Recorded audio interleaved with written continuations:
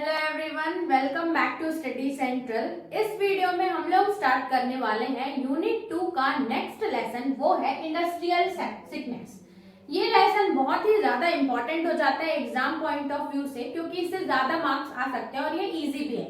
अब इसमें से क्वेश्चन कैसे बन सकते हैं कि what do you understand by industrial sickness, what are the symptoms and causes of industrial sickness, ऐसे टाइप के अगर क्वेश्चन पूछे जाते हैं तो इस वीडियो में वो आंसर आप उसको दे सकते हैं। तो स्टार्ट करते हैं हम लोग मीनिंग से कि इंडस्ट्रियल सिकनेस का मतलब क्या होता है।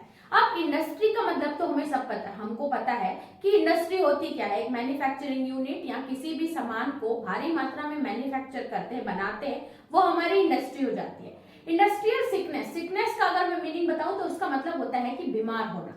तो ये तो हमारे टर्म्स में होना। इंडस्ट्री कब सिक होती है? इंडस्ट्री को तब बीमार माना जाता है जब वो अपने लोन्स या वो मैन्युफैक्चरिंग अच्छे से नहीं कर पा रही है, अपने जो कर्जे हैं वो अगर अच्छे से पे नहीं कर पा रही है, या उसके इतने कर्जे बढ़ गए हैं कि उसका जो कैपिटल है, जितना उसने इन्वेस्ट किया है, उससे ज्यादा उसके कर्जे या लायबिलिटीज हो गई है। अगर ऐसी सिचुएशन किसी भी कंपनीज में देखी जाती है तो उसको हम लोग बोलते हैं इंडस्ट्रियल सिकनेस। देखते हैं मीनिंग से। Industrial sickness arises when an industrial unit, जब एक industrial unit fails to fulfil its financial liabilities, उसकी जितनी भी फाइनेंशियल लायबिलिटीज है अगर वो उनको फुलफिल या रीपे नहीं कर पा रहा है, that is termed as industrial sickness. इसको रिजर्व बैंक ऑफ इंडिया ने ऐसे यूनिट्स को सिक यूनिट भी बोला है, ऐसे इंडस्ट्रियल यूनिट को। अगर हम लोग सिक इंडस्ट्रियल कंपनीज एक्ट 1985 के अकॉर्डिंग देखें तो सिक यूनिट्स ऐसे यूनिट्स हैं जिनका जो लॉस हुआ है वो उनके जो अमाउंट जो उन्होंने कैपिटल में इन्वेस्ट किया है उसके इक्वल या उससे ज्यादा है, उतना उनका लॉस अगर हो रहा है तो कंपनीज के अकॉर्डिंग उनको सिक यूनिट बोला जाता है। ठीक है, which has incurred a loss equal to और मोर देन नेट एसेट्स, जितने उनके एसेट्स हैं। अब जैसे कि सिक होते हैं, हम बीमार होते हैं, तो हमारे भी कुछ ना कुछ सिम्टम्स होते हैं, तभी तो आइडेंटिफाई होता है ना कि वी आर सिक। वैसे ही कंपनीज को अब कैसे या इंडस्ट्रीज को कैसे हम आइडेंटिफाई करेंगे कि दैट इंडस्ट्री इज सिक, उसके कुछ सिम्टम्स होते हैं।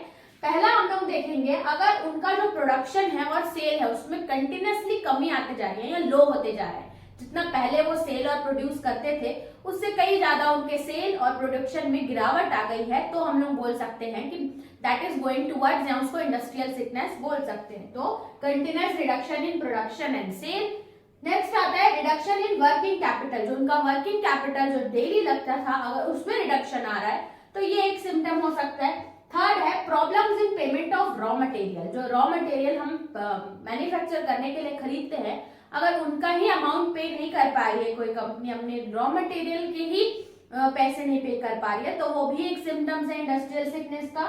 Then difficulties in payment of excise duty, further transportation और आगे जो भी हमारी टैक्सेस है, एक्साइज ड्यूटी लगती है, अगर उसको पे नहीं किया जा रहा है थ्रू दी कंपनी तो वो भी इंडस्ट्रियल सिकनेस के अंदर आती है।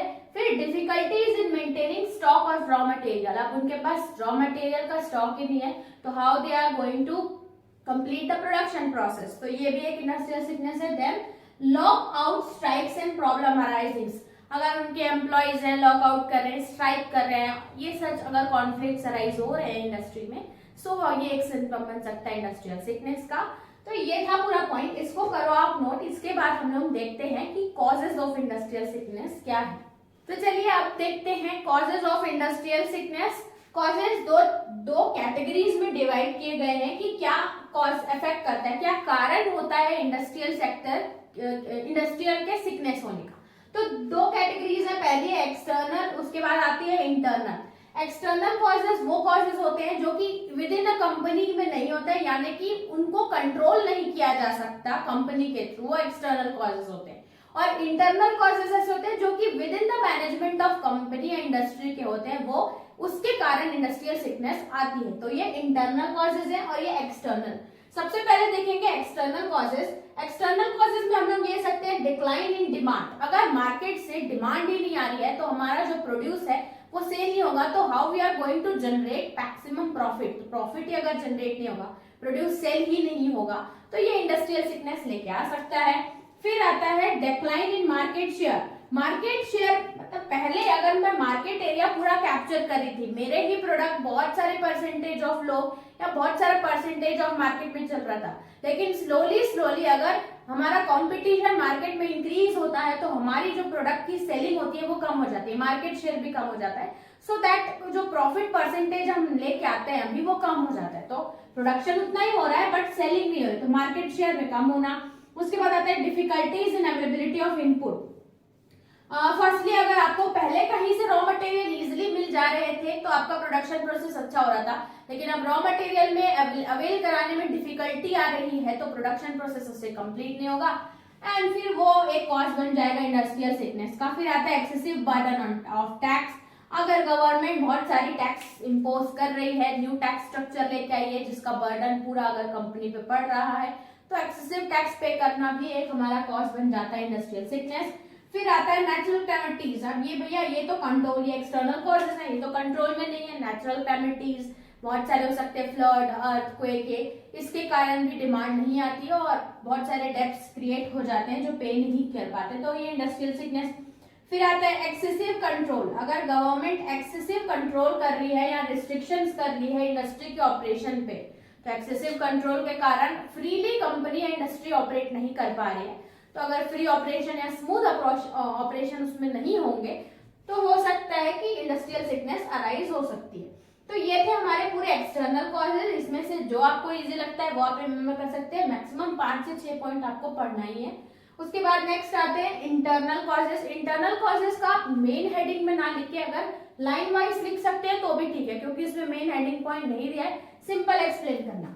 इंटरनल कॉजेज मतलब lack of managerial skill and experience नहीं है जो भी पर्सन, ऑथराइज पर्सन है इंडस्ट्री चलाने वाला। फिर मैक्सिमम एक्सपेंसेस, जितना भाई हमारी इनकम नहीं हो रही उतने ज्यादा तो एक्सपेंसेस होते जा रहे हैं। फिर wrong choice of technology, technology सही से वर्क नहीं कर रही और रॉन्ग चॉइस था जिसके कारण मार्केट में स्टैंड नहीं हो पा रहा है। इम्प्रॉपर कैपिटल स्ट्रक्चर, कैपिटल का स्ट्रक्चर इम्प्रॉपर है। फिर मिस यूज ऑफ फंड्स, जो फंड्स इन्वेस्टमेंट हो रही है कंपनी में उसका मिस यूज किया जा रहा है, सही जगह यूटिलाइज नहीं हो रहा है, इसका मतलब कि वो इंडस्ट्रियल सिकनेस हो सकता है, ट्रैक का कॉज बन सकता है। लैक ऑफ फाइनेंस, अगर कंपनी को ऑपरेट करना है तो स्मूथ वे में तो फाइनेंस की रिक्वायरमेंट पड़ेगी, अगर फाइनेंस अच्छे से अवेलेबल नहीं हो पा रहा है सो इंडस्ट्रियल सिकनेस हो सकती है। तो ये था हमारा complete topic about industrial sickness and causes. ये आपका टोटल 8 मार्क का क्वेश्चन बन सकता है। मीनिंग से लेके सिम्टम्स से लेके अगर आप दोनों एक्सटर्नल इंटरनल कॉज अगर अच्छे से एक्सप्लेन कर सकते हैं तो वो 8 मार्क्स कंप्लीट मिलेंगे। इसके बाद 2 टॉपिक और बचे हैं इस लेसन में, वो डिस्कस करते हैं नेक्स्ट की वीडियो में। इस वीडियो में इतना ही रखते हैं। Thanks for watching.